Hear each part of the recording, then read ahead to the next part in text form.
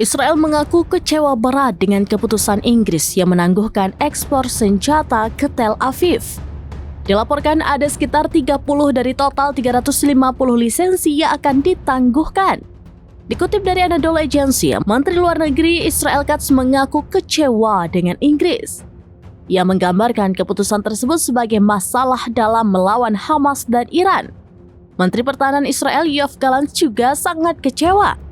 Meski sebagian kecil ekspor senjata ditangguhkan, ia tetap berkomitmen untuk melawan Hamas.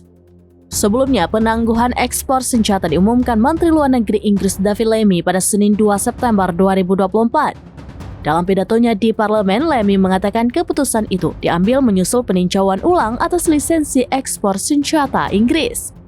Hasil peninjauan ulang menunjukkan adanya resiko jelas bahwa senjata tersebut akan digunakan dengan cara yang dapat melanggar hukum internasional.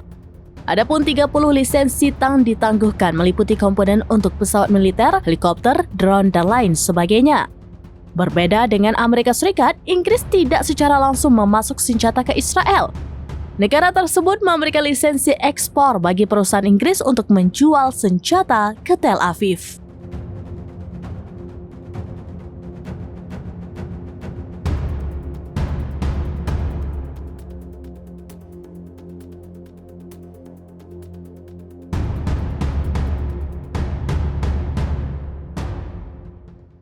Download Tribun X sekarang, menghadirkan lokal menjadi Indonesia.